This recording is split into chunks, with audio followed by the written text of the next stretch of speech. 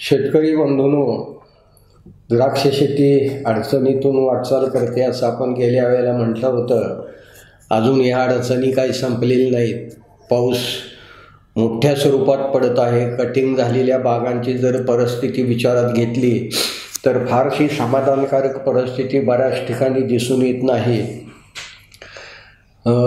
पांढरे घड किंवा गोळी घड याचं प्रमाण आहेच. घडकूज आणि घडगळ ह्याही समस्या वाढलेल्या आहेत. म्हणजे जिथं फ्लावरिंग वगैरे सुरू आहे किंवा फ्लावरिंगच्या अगोदर बाग आहेत अशा ठिकाणी घडकूज घडगळ ह्या समस्या सुरूच आहेत.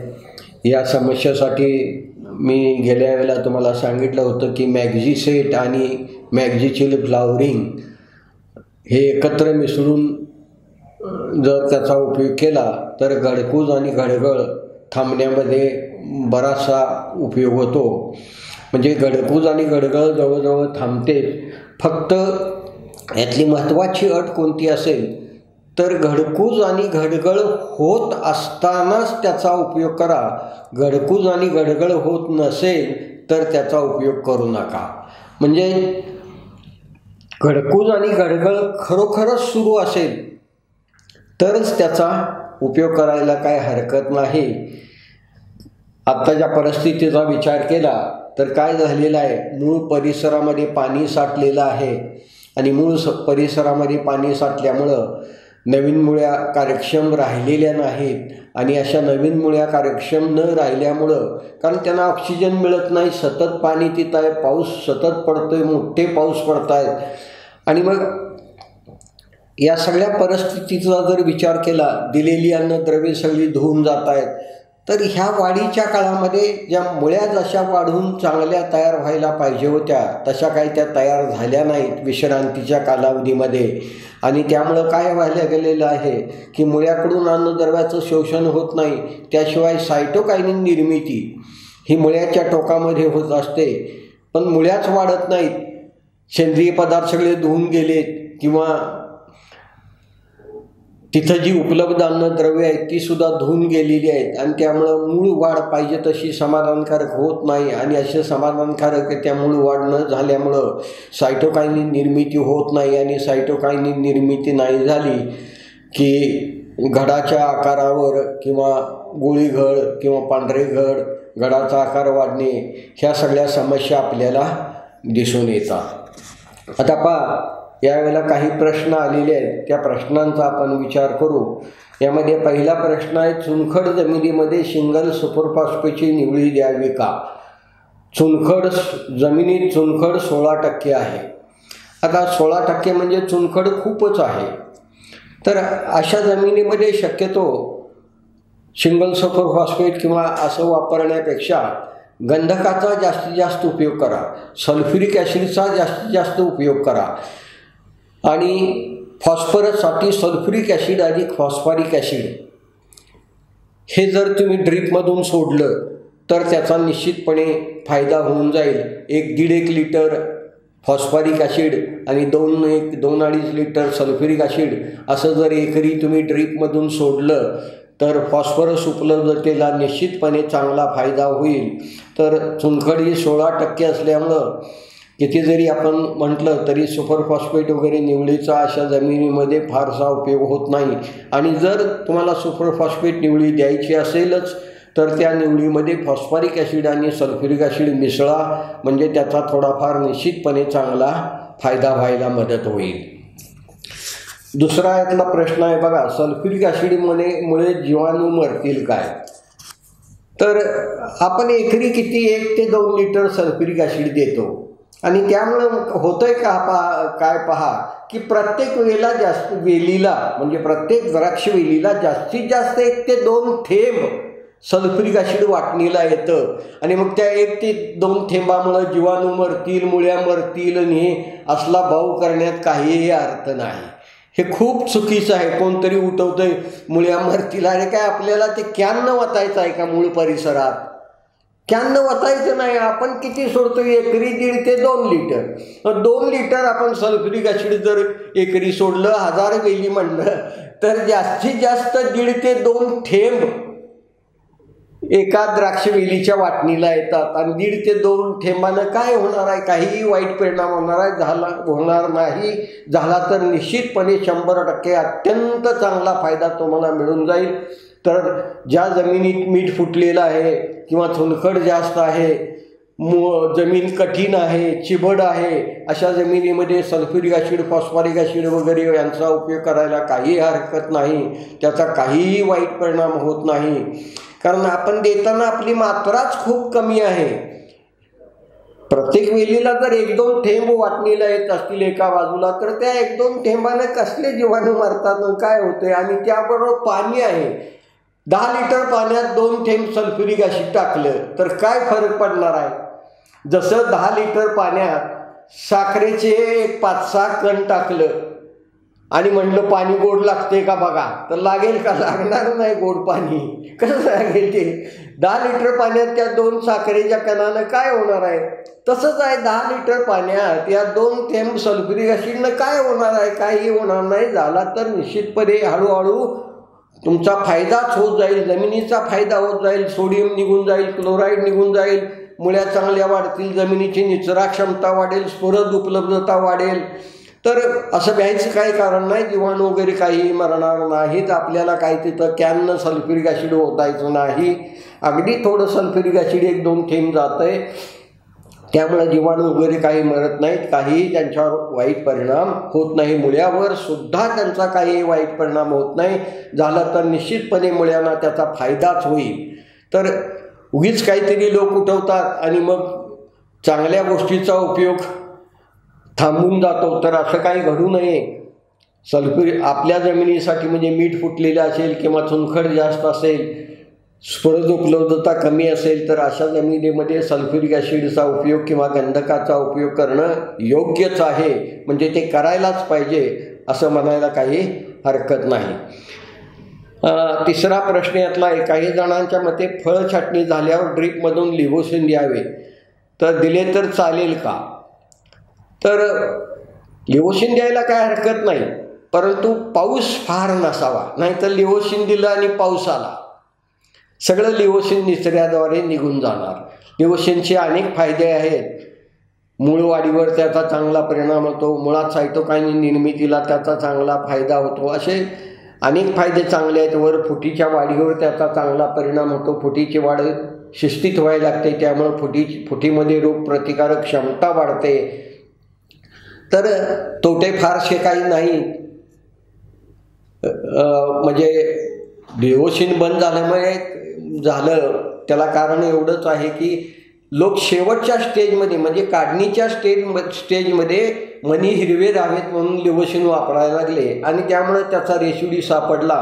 अर्ली कालावधीमध्ये जर लिव्होसिन वापरलं तर त्याचा रेसिड्यू किंवा काहीही सापडण्याची शक्यता अजिबात राहत नाही. छाटणी झाल्यानंतर पाऊस पडला तर खत आणि पाणी नियोजन कसे करावे? आता छाटणी झाल्यानंतर पाऊस तर पडायलाच लागलेला आहे, तरीसुद्धा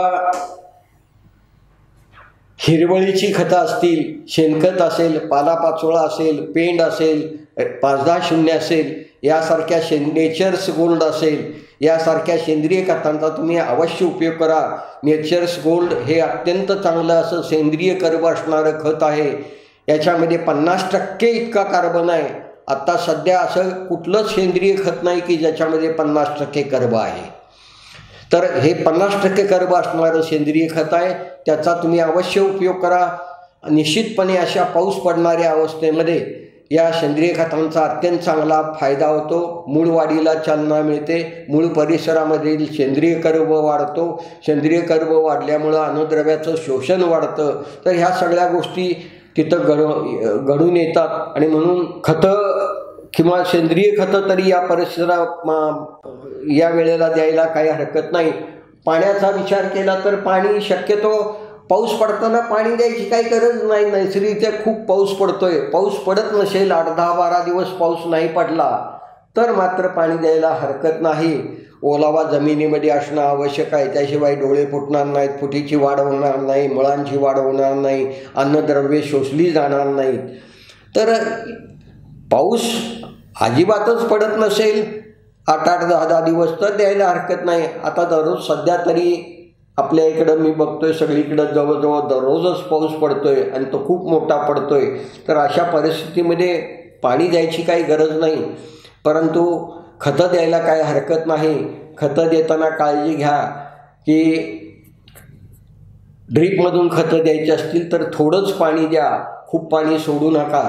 कारण अगोदरच जमिनीमध्ये दलदल निर्माण झालेली आहे आणि पुन्हा आपण असं वरून पाणी दिलं की आणखी दलदल वाढेल. याशिवाय या खतामधून सल्फ्युरिक ॲसिड आणि फॉस्फरिक ॲसिडचा अवश्य उपयोग करा. पुढचा प्रश्न आहे, सध्या सतत पाऊस सुरू आहे. छाटणीनंतर छाटलेल्या बागामध्ये आंतरप्रवाही स्पर्शजन्य बुरशीनाशकाची फवारणी घ्यावी का?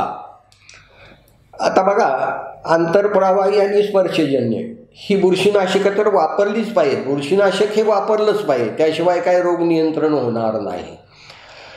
या बाबतीत काही गोष्टी तुम्हाला स्पष्टपणे अशा सांगता येतील. ऊन असेल, आंतरप्रवाही बुरशीनाशक वापरायला काहीही हरकत नाही. म्हणजे 4-5 तास जर ऊन पडलं असेल तर ह्या 4-5 तासामध्ये तुम्ही आंतरप्रवाही बुरशीनाशकाचा अवश्य उपयोग करा. म्हणजे मेलडीड्यू असेल, कर्जट असेल, ॲक्रोबॅट असेल, दावणीसाठी जी हे बुरशीनाशक आहेत त्यांचा उपयोग करायला काही हरकत नाही. फक्त 4-5-6 तास ऊन असेल तर ही अवश्य वापरा. अगदी 1 तास 1.5 तास जरी ऊन असलं, ऊन असावं. ही बुरशीनाशकं फवारताना ऊन असावं. ऊन असल्यामुळं पानातून बाष्पीभवन होऊन पाणी निघून जातं आणि मग बुरशीनाशकं पानामध्ये सहज शोषली जातात. तर अशी जर परिस्थिती असेल, ऊन असेल, म्हणजे बुरशीनाशक फवारताना जर ऊन असेल तर ती बुरशीनाशकं फवारायला काहीच हरकत नाही. त्याचा निश्चितपणे फायदा होतो. फक्त उघडीप पाहिजे, ऊन पाहिजे आणि बुरशीनाशक फवारल्यानंतर सुद्धा 1-2 तास ऊन पाहिजे, पाऊस आला नाही पाहिजे. 1-2-3 तास तरी पाऊस आला नाही पाहिजे, म्हणजे त्याचा निश्चितपणे फायदा होतो. अशी फवारणी घ्यायला काही हरकत नाही, कारण सध्या पाऊस सुरूच आहे. आणि मग अशा वेळेला बुरशीनाशक वापरायचं नाही म्हणून चालणार नाही. पाऊस सतत असेल, पानावर दव असेल किंवा हे असेल, दव असेल तर डस्टिंग करा. M45 किंवा ब्लू कॉपर वगैरे हे मिसळून डस्टिंग करा. आता खूपच ऊन वगैरे असेल किंवा पाऊस दव जास्त असेल, पाऊस पडत असेल तर स्पर्शजन्य बुरशीनाशकं वापरा. ऊन पडला असेल, 1-2-3 तास ऊन पडत असेल तर त्या 2-3 तासाच्या पिरियडमध्ये तुम्हाला आंतरप्रवाही बुरशीनाशकाचा उपयोग करायला काही हरकत नाही. आंतरप्रवाही बुरशीनाशक मारल्यानंतर 1-2-3 तास पाऊस नाही पडला तरीसुद्धा त्या बुरशीनाशकाचा चांगला उपयोग होऊ शकतो. आणि म्हणून तुम्ही या सर्व घटकांचा विचार करून आंतरप्रवाही आणि स्पर्शजन्य अशा बुरशीनाशकांचा उपयोग करायला हरकत नाही. पाऊस असताना स्पर्शजन्य बुरशीनाशक चांगलंच काम करू शकतं. बाहेरून जे बीजाणू पानावर जाणार आहेत किंवा पर्णरंध्रातून जे आत शिरणार आहेत त्या पर्णरंध्रावर जर बुरशीनाशक स्पर्शजन्य बसला असेल तर ते बुरशीनाशक दावणीचे किंवा इतर बियाणा पर्णरंध्रातून आतच जाऊन देत नाही आणि त्यामुळं दावणीचं वगैरे नियंत्रण, करप्याचं नियंत्रण व्हायला मदत होत असते. तर आत्ता 2च रोग महत्त्वाचे आहेत. अजून फुटी लहान आहेत वगैरे या सगळ्या गोष्टी विचारात घेतल्या तर 2च रोग आत्ताच्या दृष्टीने महत्त्वाचे आहेत. एक दावणी मिल्ड्यू आणि दुसरा अँथ्रॅकनोज, म्हणजे करपा आणि दावणी या 2 रोगांचा सध्या धोका आहे. तरीसुद्धा करपा अजून फार दिसत नाही, परंतु दावणी मात्र वाढण्याची शक्यता खूप आहे. दावणीसाठी अनुकूल परिस्थिती आपल्याला सगळीकडेच दिसून येत आहे. करप्यासाठी अनुकूल परिस्थिती काय अजून तेवढी दिसत नाही. खूप ऊन पडत नाही. पाऊस पडल्यावर खूप ऊन पडलं तर मात्र निश्चितपणे करप्यासाठी अनुकूल परिस्थिती निर्माण होते, परंतु तशी परिस्थिती सध्या तरी आपल्याला काही दिसून येत नाही. आणि म्हणून स्पर्शजन्य आणि आंतरप्रवाही बुरशीनाशकं अशा पद्धतीनं त्यांचा उपयोग करायला हरकत नाही. पाऊस असेल, दव असेल, स्पर्शजन्य बुरशीनाशक. अगदीच जास्त दव असेल तर डस्टिंग करा. नंतर थोडा काळच ऊन असेल तरीसुद्धा स्पर्शजन्य बुरशीनाशक वापरा. परंतु 3-4 तास ऊन असेल तर या मधल्या कालावधीमध्ये तुम्ही आंतरप्रवाही बुरशीनाशकाचा उपयोग करायला हरकत नाही. आंतरप्रवाही बुरशीनाशकाचा उपयोग केल्यानंतर शक्यतो 1-2-3 तास तरी पाऊस नाही पडला पाहिजे. असा 3 तास पाऊस नाही पडला तर त्या बुरशीनाशकाचा उपयोग चांगला होतो आणि त्यामुळं इथं तुम्ही आंतरप्रवाही आणि स्पर्शजन्य बुरशीनाशकांचा उपयोग करताना वातावरणीय परिस्थिती ध्यानात घ्या.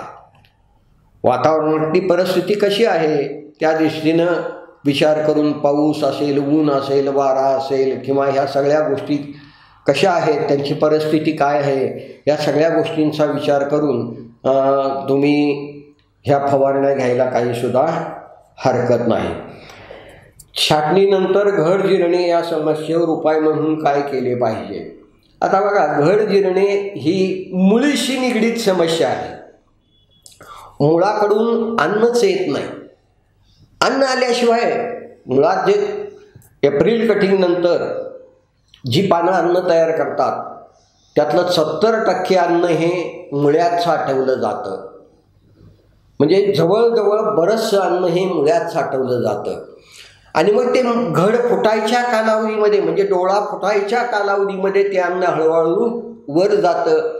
त्या अन्नाची मदत होऊन डोळा फुटतो. 1 पान येतं, 2 पानं येतात, 3, 4, 5 पानं अशी 5-6 पानं येईपर्यंत म्हणजे पानाचं वय 30 दिवस होईपर्यंत पानं स्वतः अन्न तयार करू शकत नाहीत. तोपर्यंत मुळ्यात आणि खोडात साठवलेल्या अन्नावरच त्या फुटीची वाढ होत असते आणि त्यामुळं घड जिरणे या समस्येचा जर तुम्ही विचार केला तर मूळ परिस्थितीमध्ये म्हणजे मुळाच्या परिसरामध्ये अनुकूल परिस्थिती कशी राहील, चांगले सेंद्रिय पदार्थ, जमिनीची निचरा क्षमता, मूळ वाढीसाठी अनुकूल परिस्थिती, ऑक्सिजन मिळायला पाहिजे, हे सगळे घटक जर तिथं तुम्ही अनुकूल ठेवले तर निश्चितपणे घड जिरणे किंवा हे घडणार नाही. यात आणखी एक महत्त्वाची बाब तुम्ही ध्यानात घ्यायला पाहिजे ती म्हणजे एप्रिल कटिंग नंतर पानगळ लवकर व्हायला नाही पाहिजे. एप्रिल कटिंग नंतर लवकर पानगळ झाली तर राखीव अन्न साठा म्हणजे कार्बोहायड्रेट ज्या अन्नावर ऑक्टोबर नंतरच्या फुटी वाढतात त्याचा साठा कमी होतो आणि असा साठा फुटीमध्ये त्याचा कमी झाला की घड वाढीवर त्याचा परिणाम होतो. पांढरे घड होणं किंवा घडकूज होणं, घडगळ होणं. कारण घडकूज आणि घडगळ होते म्हणजे कार्बोहायड्रेट कमी पडतात. जे अन्न हे अन्न आहे, कार्बोहायड्रेट हे द्राक्षाचं अन्न आहे, तर ते कमी पडल्यामुळं घडकूज किंवा घडगळ, घड जिरणे ह्या सगळ्या समस्या होतात. मुळातून मुळ्या चांगल्या असतील, मुळ्या कार्यक्षम असतील, मुळात चांगलं कार्बोहायड्रेट साठवलं असेल तर कितीही पाऊस पडला तर घड जिरू शकत नाही, तो घड वाढतोच चांगला. पण जर मुळ्या चांगल्या नसतील, मुळ्यात अन्नसाठा चांगला नसेल, एप्रिलला पानगळ लवकर झाली असेल तर अन्नसाठा जमिनीत चांगला राहत नाही. अन्नसाठा जमिनीत चांगला न राहिल्यामुळं मुळ्याची वाढसुद्धा चांगली होत नाही. कारण मुळ्यांना सुद्धा अन्न पाहिजे वाढीला, मग मुळ्याची वाढ चांगली नाही, मग मुळ्या अन्न शोषत नाहीत, कार्बोहायड्रेट स्टोरेज करत नाहीत. मग अशा परिस्थितीमध्ये फूट वाढीसाठी आवश्यक असणारे घटक समाधानकारकरित्या किंवा पाहिजे तेवढे उपलब्ध न झाल्यामुळं तिथं आपल्याला घड जिरणे ही समस्या दिसून येते. तर मुळ्या कशा चांगल्या राहतील, कार्यक्षम राहतील हे पाहणं जास्त आवश्यक आहे. याशिवाय मग थोडाफार लिओसिनचा उपयोग, थोडाफार 6-BA वगैरे यांचा उपयोग करून किंवा मॅक्झिमिनोफॉस वगैरे जे आहेत किंवा फ्रुटफुल किंवा थोडंफार मायक्रोवीट या घटकांचा उपयोग करून तुम्हाला घड जिरण्याच्या समस्येवर मात करता येईल. म्हणजे फ्रुटफुल असेल किंवा मॅक्झिमिनोफॉस असेल तर मॅक्झिमिनोफॉसमध्ये प्रोटीन आहे, स्फुरद आहे. प्रोटीन हे झाडांचं अन्न आहे आणि मग असं जर अन्न त्याला बाहेरून मिळालं तर निश्चितपणे घड जिरणे वगैरे ह्या समस्या फार मोठ्या स्वरूपात उद्भवणार नाहीत. कटिंगच्या अगोदरच जर तुम्ही पानं चांगली असतील तर मॅक्झिमिनोफॉस वगैरे याचा फवारण्या दिल्या, मायक्रोवीट, मॅक्झिमिनोफॉस, फ्रुटफुल वगैरे यांच्या फवारण्या दिल्या तर घड जिरण्याची समस्या निश्चितपणे आटोक्यात आणता येईल.